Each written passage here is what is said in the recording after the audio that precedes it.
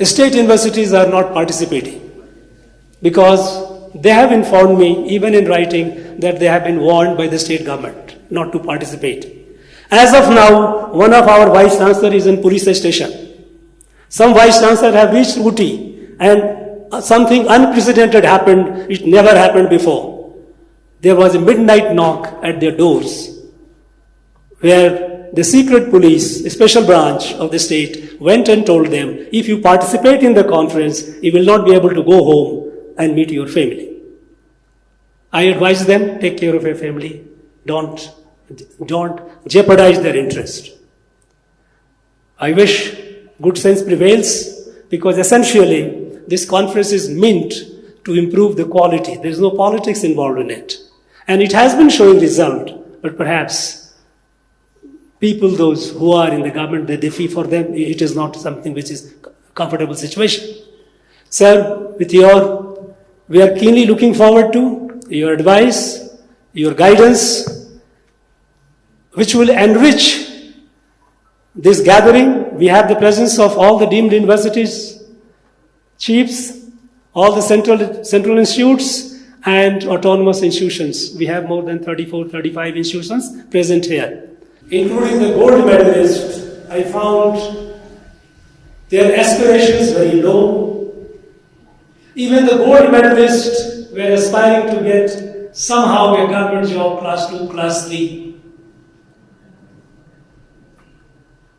It was not a comfortable scenario. And then we studied the education system in our state. And then we came to know that we have two parallel streams of education in our state.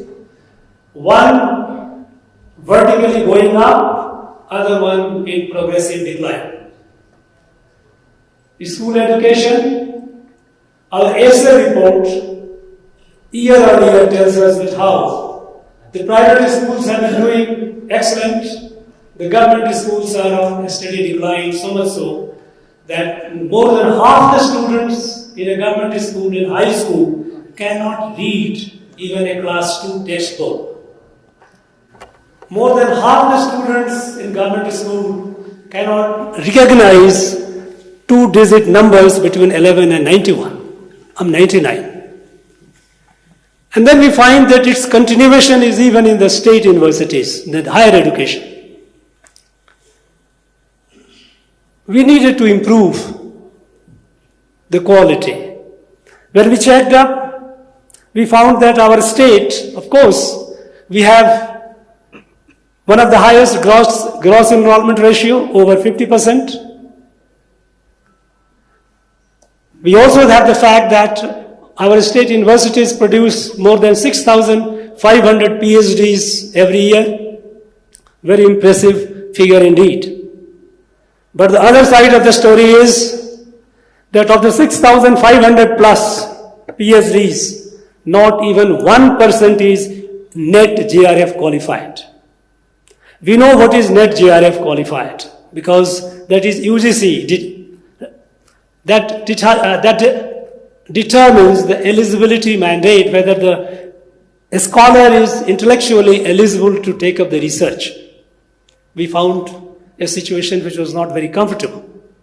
When we found that our PhDs were doing menial jobs, even cleaning jobs, not that the cleaning is bad, but the fact that after PhD, if you do the cleaning job for 14,000-15,000 rupees, it is something which is not a very happy situation. And then we thought, why it is so? There are various constraints. Among the constraints, we thought with all these constraints notwithstanding, how do we improve it? Then we realized that our universities, our state universities, they were not even talking to themselves. They were all working in silos run by the secretariat. Then we thought, let there be a fusion, let there be a meeting of minds, because that is how the knowledge grows.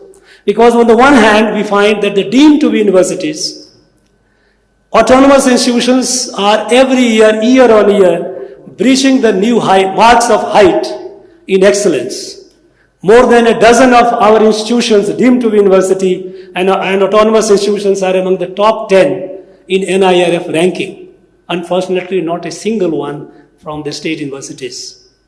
Our Madras University, which was once known to be the premier university in the country among the top 5, today it is nowhere in the reckoning. This steady decline has a social consequences for social justice, because it is the students from poor communities, Dalit communities, marginalized communities, those who cannot afford to go to the private, they go to these institutions. And if this is their fate, that on the one hand we keep producing degree holders and PhD holders, on the other they are worthy of nothing, it is in fact, it is perpetuating the discrimination. So this we have started in 2022. And I'm happy to inform you that there has been a significant progress, noticeable progress. Because there is a lot of talent, a lot of scholarship in the deemed to be universities, autonomous institutions. They started coming with the hand holding. And our net GRF number also started improving.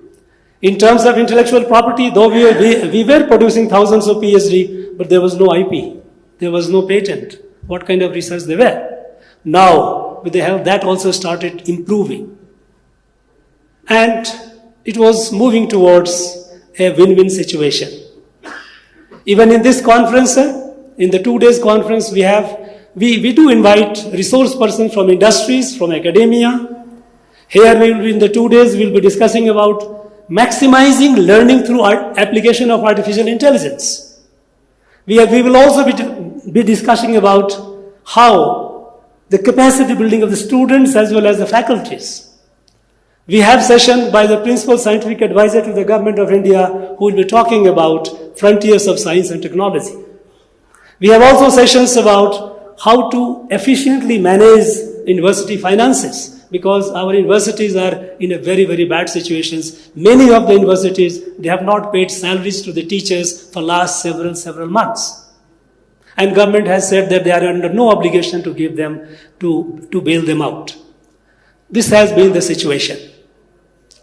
But we have been making modest attempt by bringing them together and making our youth aspirational, because there lies our future. Unfortunately, in this conference, state universities are not participating, because they have informed me, even in writing, that they have been warned by the state government not to participate. As of now, one of our vice chancellors is in police station. Some vice chancellors have reached Uti, and something unprecedented happened. It never happened before. There was a midnight knock at their doors, where the secret police, a special branch of the state, went and told them, if you participate in the conference, you will not be able to go home and meet your family. I advise them, take care of your family. Don't jeopardize their interest. I wish good sense prevails, because essentially this conference is meant to improve the quality. There is no politics involved in it. And it has been showing result, but perhaps people, those who are in the government, they feel for them, it is not something which is a comfortable situation.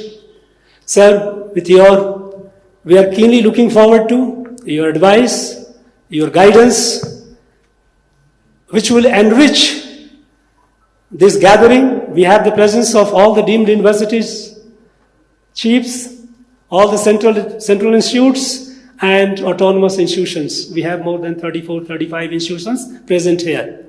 They will, in 2 days, they will deliberate with your guidance, and the nectar that will come out will be shared with all to the advantage of everyone. Sir, on behalf of all of us, I once again thank you. I express our gratitude to you. We shall remain ever beholden to you for your interest in the Tamil people, Tamil youth, and for guiding us. Thank you very much, sir. Jai Bharat.